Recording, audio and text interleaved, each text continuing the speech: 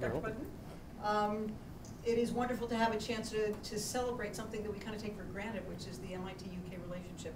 I have to say, I just love how British the Brits are, even when they come here. So a paper, a story in the Globe, sure. On the front page, now if Tom Brady's picture hadn't been so big, it might have been above the fold, but just below the fold. And of course, I asked Phil, how they managed to place it for today's party. Is it just a happy accident? Somehow I doubt that. But this is a fabulous view into what we're doing in this part of the world. Here in what I call the center of the universe, where things, we really are inventing the future. Phil referred to many of the relationships between MIT and the UK. We have undergraduates, we have graduate students, we have postdocs who hearken from the UK, and we have 30 faculty who started out in the UK and, I don't know, carrot, stick. Anyway, they're at MIT. 4 of them were Kennedy scholars. They actually came to MIT first as Kennedy scholars. Through our industrial liaison program, Carl Koster is here who leads that. We have collaborations with a number of British companies, and these are terrific, partly by engaging industry, but it also gives us a reach into the UK that is really important. Phil mentioned the 4 marshals and 2 roads that we have sent to the UK this year. These kinds of experiences end up training the future ambassadors for the world, so we're delighted to have them representing MIT in the UK. Phil also mentioned the Cambridge MIT Institute, and that really, in many ways, cemented the MIT-UK relationship. It has been a powerful catalyst for collaboration. Just a couple of weeks ago, one of the projects on artificial cartilage was featured in the New York Times, and that's a product of the of CMI. Also, the Silent Aircraft Initiative. At some point, we will not hear the airplanes that are landing in Logan, which will allow us to put airports almost anywhere. And this is a terrific way of again, charting a course to the future. The other piece that really I'd say we would credit, not just Lita with, but Ed Crawley, who was the MIT side director, was helping us understand as we provided instruction, education, information, advice, is what is an education for innovation. And I think through CMI, it gave us an opportunity to articulate how we do that in ways that we really hadn't before. So it was useful to us also. We do have hopes for greater collaborations and more strategic relationships of the sort that we're celebrating this evening. And I don't know that MIT would have chosen the role of landlord, but it is one way of building a relationship. But I have to say, being part of this part of the world, being part of Kendall Square and part of Cambridge, at the science fair, the Cambridge Science Fair, was the first science fair in America imported from the UK. I mean, we're really good at imports. Faculty, the science fairs.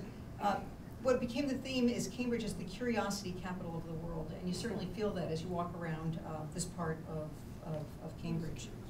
In a recent meeting with Ambassador Nigel Scheinwald, we talked a lot about building collaborations more intentionally. And someone reflected on the fact that MIT has collaborations with a lot of, just say, somewhat unusual places around the world, and these are really important in building the innovation frontier out in places around the world where people have an ambition for having an innovation economy like ours. But it's something we kind of forget, our old friends, the British universities that we've partnered with for many years, and I think it's important to refocus on that. And perhaps the best way to refocus on that is through some of our major initiatives, like our energy initiative, or initiative in new directions for cancer research that bring together science and engineering.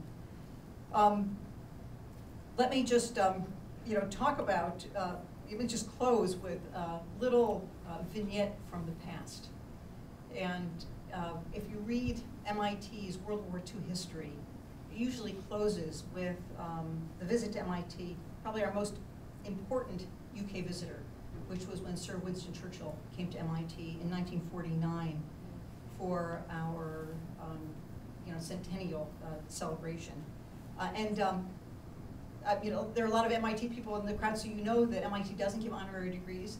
So we have to engineer ways to celebrate these marvelous people who come to campus. And so we invented something specifically for Churchill. And we gave him an honorary, called an honorary lecturer.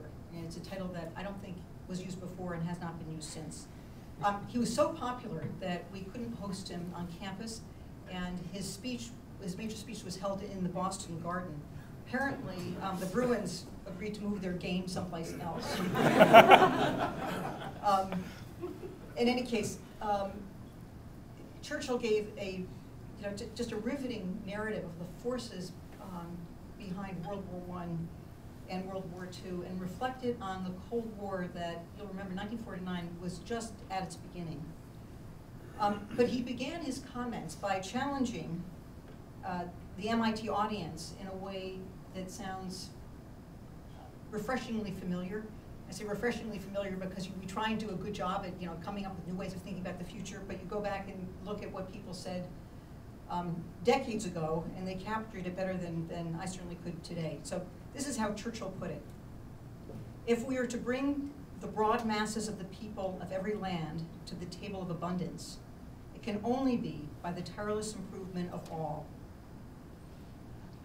By the tireless improvement of all our means of technical production and by the diffusion in every form of education. So he's captured this marvelous integration of research and education in service to the world, which is MIT's mission today. And it is very exciting to have such a strong partner in helping us advance that mission, not just for our little neighborhood, but for our nation and for the world. It's a pleasure to be part of the celebration. Sir, thank you very much for hosting us.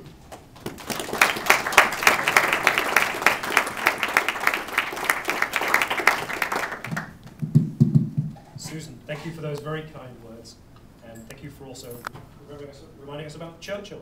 60 years ago, he was here.